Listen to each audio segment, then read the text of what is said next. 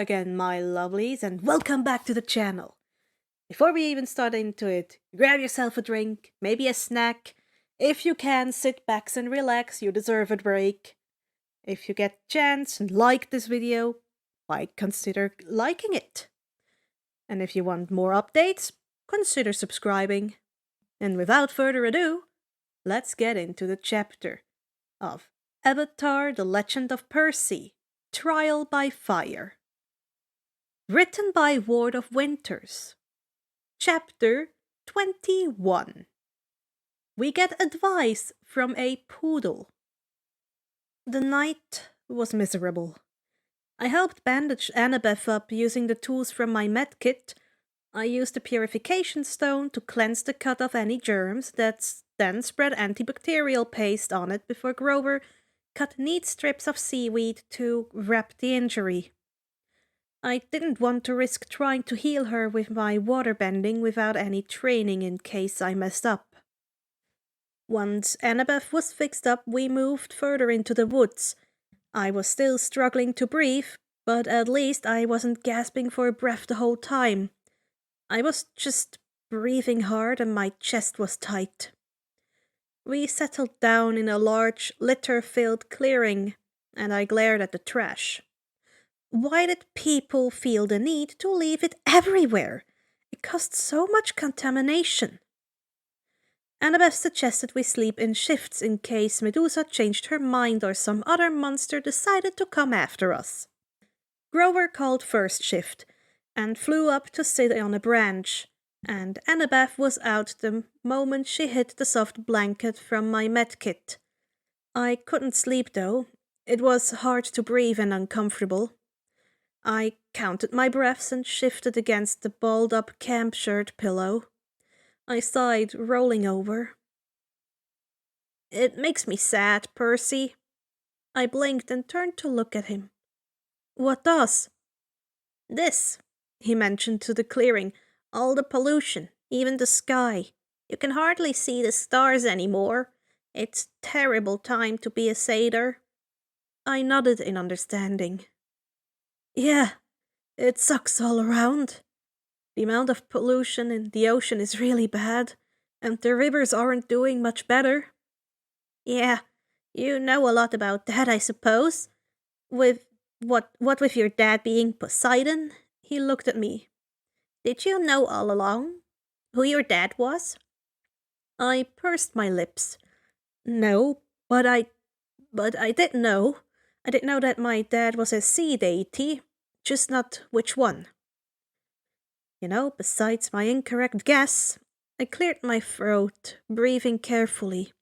It was still hard to talk for long. He blinked. Oh, how did you meet Triton? You said you knew him. Well, I was practicing in the river when I was 8. I managed a half shrug laying down. He ended up teaching me a bunch. He made sure I knew how to use my power and that I knew how to act. I'm from the sea as much as I'm from land. After all, I need to make sure to know my heritage. Grover nodded slowly. So you knew Miss Dutz? I nodded. Yeah, and I knew you weren't human, and that Kieran was super suspicious. I know, though. I honestly thought, I thought that you guys were trying to kill me. His eyes whitened. Blah! What? You weren't human. You were super suspicious, and you were talking about me behind my back. It's not like you told me anything either. I just had to guess what you were doing and went with the worst possible outcome. Hope for the best. Prepare for the worst. He winced. Yeah, I guess I wasn't the best at keeping you safe. I stared at the tree branches above me. You tried. He sighed, looking back out. You know, it really sucks. I can't protect you. I can't protect nature. I shrugged. You did your best, and protecting nature isn't a one man or satyr job. It's it's going to take a lot of people working together. Not enough people seem to care. At this rate, I'll never find Pan. I frowned. Pan? Lord D's kid? Mr. D's, you mentioned that before. I'm talking about the great god Pan. Not sure if they're the same. He's the Lord of the Wild and the reason why I want my searcher's license to find him. A strange breeze rustled through the clearing, temporarily overpowering the stink of trash and muck. It brought the smell of berries and wildflowers and clean rainwater. My skin felt like fresh mint was rubbed on it, warmth filling me as my breathing steadied fully for the first time since I had used Siren's song. I took a moment to just breathe. The power in that. Was Pan paying attention? Tell me about the search. Tell me about it. He looked at me curiously, as if afraid I was making fun of him. I noticed, perhaps for the first time, that he had a sensation as well. I must have just gotten used to it at school. The faint taste of berries, the smell of freshly cut grass. Was it because he was a satyr? Grover spoke regardless of his fears. He told me of Pan and how he vanished, presumed dead, and the humans believed his passing. I winced. Teton told me about gods fading. He only mentioned it briefly, but with so many sea deities, sometimes they slipped away. They couldn't die. But they drifted away, fell asleep. Perhaps they'd wake one day, but not for a long time. The world's wild places had faded since then, humans pillaging and ruining them. The satyrs never gave up hope, though. If Pan was alive, I'd bet it was because of them. They had such faith in him, such belief. You want to be a searcher, then? It's my life's dream, he said. My father was a searcher, and, well, I think my Uncle Ferdinand was back there. That statue. I nodded. I'm sorry. Grover shook his head. Uncle Ferdinand knew the risks. So did my dad. But I'll succeed. I'll be the first one to return alive. I blanched. The first? Alive? Pardon? He took out his reed pipes and spoke once more. No searcher had returned. Not in 2,000 years. Not a single one, and yet I thought of the breeze that came through, soothing me, bringing fresh air. I felt that Grover would return, that he would succeed. I made sure to tell him. Thanks, Percy. We sat quietly for a bit. I thought of what we'd do next. I probably still had enough money to get us a train ride, but I'd rather save it. It would be better if we could find an alternative route to get to LA. You should get some sleep, Percy. I frowned and was going to object, but he started to play Mozart, soft and sweet. And I was asleep a few bars later. I was standing in a village. There was a young girl cowering before several men. How dare you, you ungrateful child! After all we've done for you! I'm sorry, she cried, shielding her face. I didn't mean to. Didn't mean to? You destroyed the well, you blind brat! I'm sorry, she flinched back when one of the men stepped forward. I'm sorry. Your mother may have claimed your father to be some great god, but clearly he isn't great enough to give you an ounce of common sense. As if her father is a god. That wicked mother of hers made it up. No god would have a blind child. Of course not, and any such claims shouldn't be trusted. Consider, though, if her father is a god, wouldn't he be oh so thankful for us for disposing of such a stain on their line?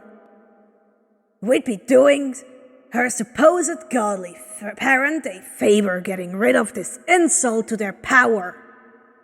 The man laughed. Cruel eyes stared down at her. She flinched again and dodged a strike. Her hand clutched at a shell necklace. I tried to move forward, to help, but I couldn't move. All I could do was watch the events unfold. Toss her into the sea! If she wants to play with water so much, then let her live or die in it. The men moved, grabbing her even as she tried to get away. They dragged her with them, ignoring her their vicious struggles. She fought, she bit, she kicked, she screamed and thrashed around and the ground shook, her eyes staring blankly as she tried to get her feet on the ground. Through it all, the man dragged her to a cliff. She tried one last time to break free, lunging away from them as the ground split beneath their feet.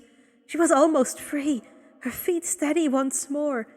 Then a foot hit her in the gut and she went tumbling back into thin air. I was forced to watch as she fell, her desperate cries filling the air. Goodbye, Lara! I was dragged down with her, the man's cruel laughter in my ears. I tumbled down, hitting the water with a whoosh. My vision went black. I stood at the pit, coiling sand brushing gently over me. Little Percy, so small, so young. The familiar voice of the unknown immortal whispered, Let me help you. The gods are cruel. They will show you no mercy. Come to me. I will give you what you seek. Shimmering image hovered over the void. My mother, frozen in the moment she'd dissolved in a shower of gold. Mom, I whispered, help me rise, little Percy. Strike a blow against treacherous gods. What have they done for you to deserve your loyalty? Bring me the bolt and help me rise once more. Who are you? You're a titan, aren't you? The voice paused. I am, but you need not worry who I am. Simply bring me the bolt and you will be safe. You will have your mother once more. What? Someone was shaking me. No, I need to talk to him. I woke. Well, Annabeth said, the zombie lives. I took a careful breath. I wasn't at the pit. I wasn't where the sandy deity with gold eyes was pleading for aid. I didn't know what to do about that. I didn't have the bolt, and if I did, I would need to return it to Zeus. I couldn't let a war happen. I shook my head. How long was I asleep? Long enough for me to cook breakfast. Annabeth tossed me one of the few energy bars from my bag. And Grover went exploring. Look, he brought a friend. I blinked at what was sitting on Grover's lap. A dirty, unnaturally pink stuffed dog. Wait. I blinked again when it moved. Oh dear, it was a real dog. The poor thing. The poodle yapped at me suspiciously. No, he's not, Grover said. So, what's with the pink poodle? That is in desperate need of a bath. Do you want me to give it a bath? Grover shook his head. This is Gladiola and our ticket west. Percy, Gladiola, Gladiola, Percy. Nice to meet you, I offered. The poodle preened. Grover explained how he'd come across Gladiola in the woods, and after a conversation learned about the $600 reward for Gladiola's safe return. Who wanted their dog back so badly? Was Gladiola like a show dog or something? That was a lot of money, though probably only just enough for some decent tickets. We'll turn in Gladiola, Annabeth explained, in her best strategy voice. We get the money and we buy tickets to Los Angeles. Simple. I considered that. It could work. I thought of my dreams. Lara being thrown off the cliff. Lara, the same name Medusa mentioned as her love. Were they the same? The voice in the pit asking, pleading, requesting help. It might work, assuming no one else messed with the quest. Although... Not another bus, I said firmly. No, Annabeth agreed. She pointed downhill towards the train tracks. I wasn't able to see last night in the dark. There's an Amtrak station half a mile that way. According to Gladiola, the westbound train leaves at noon. Triton's point of view. Sending out messages to all the sea kingdoms was always a mess. This was why I hated doing it all at once. Okeanos said all the kingdoms must acknowledge Percy as Metuno's son. That meant we couldn't just send them a letter so they were aware. We had to get them to come and acknowledge it officially. It wasn't good for us. Though many in the sea would acknowledge Percy would simply by the official announcements, some of Okeanos' allies would not. Especially if Okeanos asked them not to. Honestly, I wasn't sure what to think of Okeanos trying to adopt Percy. He'd tried to adopt me multiple times. Mevo and him constantly debated it. He'd also tried to adopt my other siblings a few times. Meto did his best to keep them unknown for a reason. Okeanos was a good parent, I knew that, but I was the one who raised Percy, not Poseidon, not Okeanos, not anyone else, except maybe Percy's mom. I shook my head. I didn't particularly want Okeanos to adopt Percy. For one, the political ramifications, and for two, Percy was my brother. I didn't want to give him up to anyone. I was barely willing to let Poseidon have him as his kid.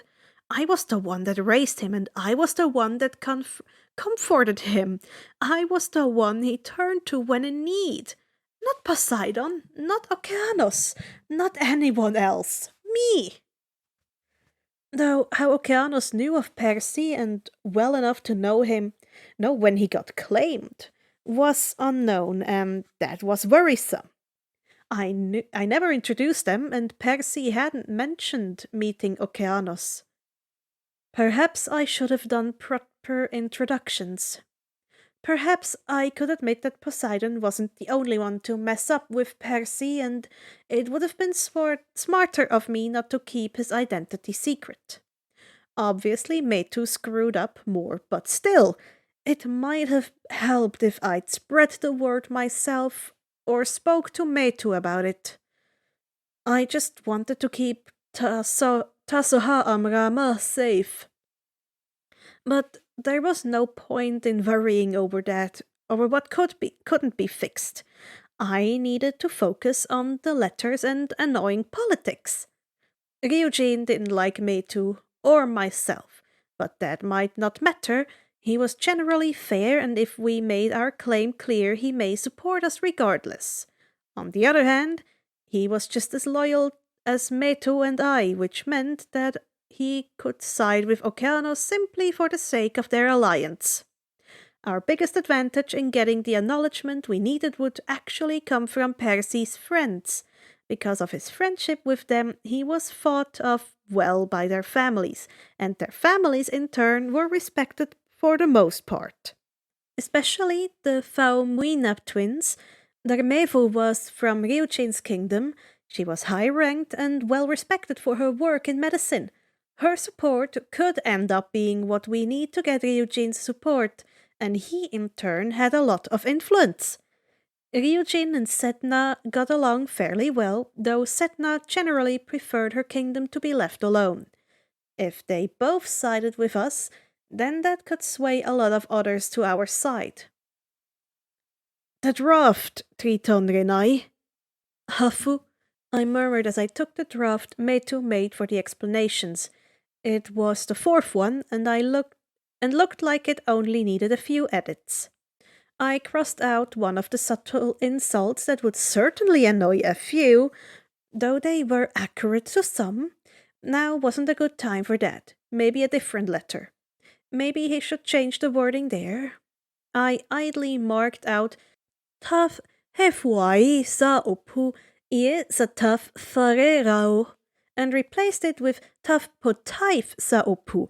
Oh yes, sa tough farerao as I sucked on a taipanu. Pontus, I was so tired. Triton, when will your Metuano latest half-blood child be returning? Mefu said as she swept in. I need to have a room prepared.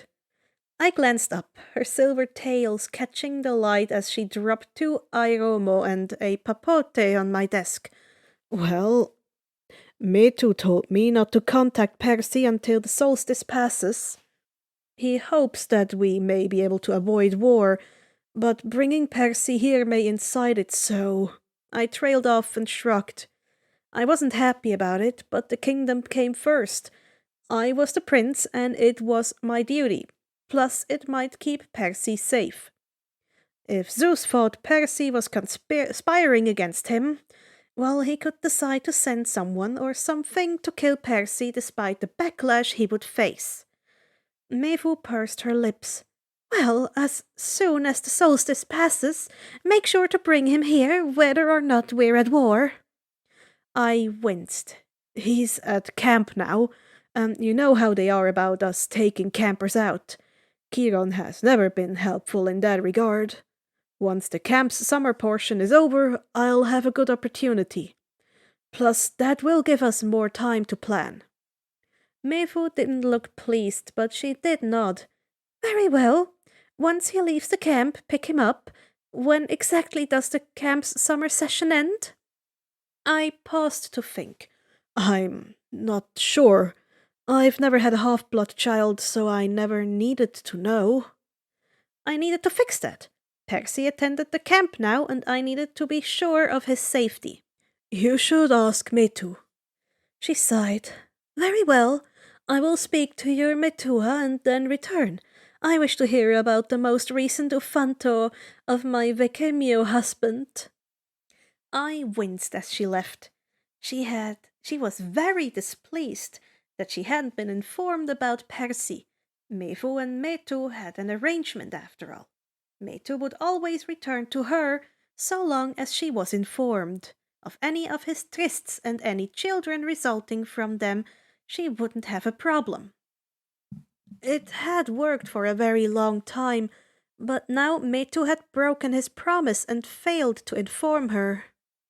Honestly, I didn't understand why anyone needed to find another person for a relationship. All the gods seemed to do it, with varying levels of approval from their spouses. Zeus did it more than Metu, and Aphrodite, and Apollo. Well, technically Apollo wasn't in a committed relationship, but still, I was baffled. Why did they all need other relationships? And intercourse. It wasn't necessarily necessary for anything, and it didn't seem at all as pleasurable as they insisted it was. It wasn't like us gods needed to make children either. I formed Pallas from sea foam, coral, and the strongest of pearls. The thought of her still ached. I shook my head.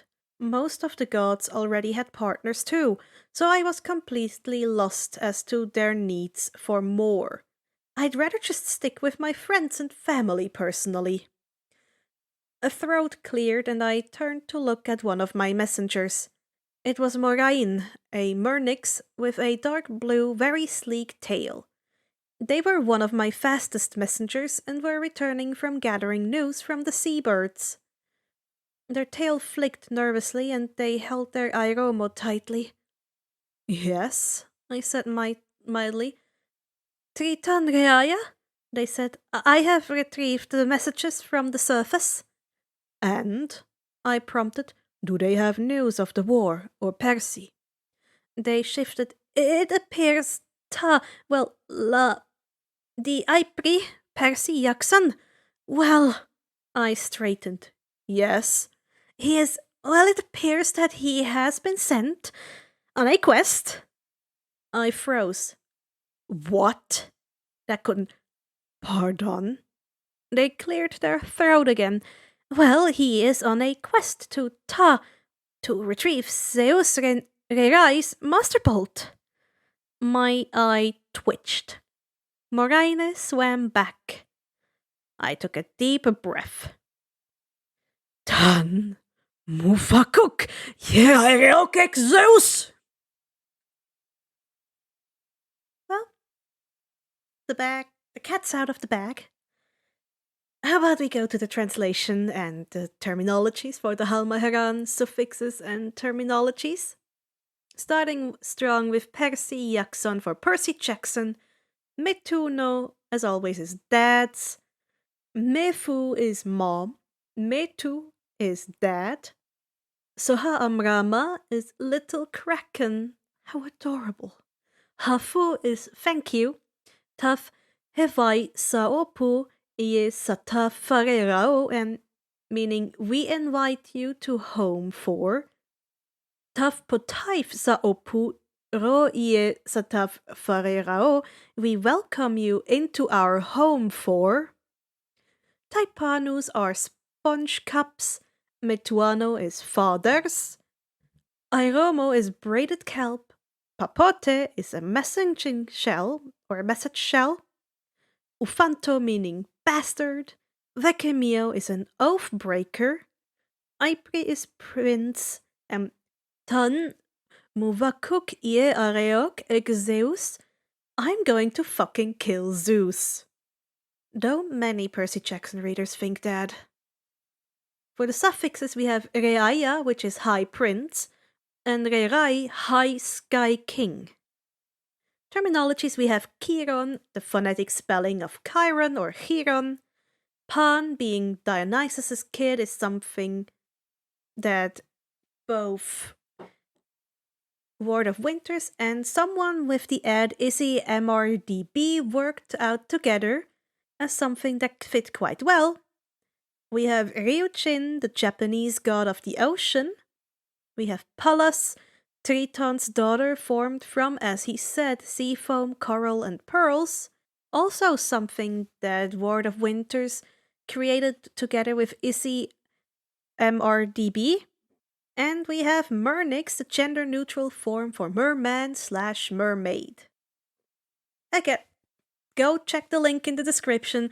Go check out their Tumblr and Discord if you enjoy this. Don't forget to go down into the AO3 link so that you can give them all the kudos they deserve. I hope you had a good time. Consider liking and subscribing.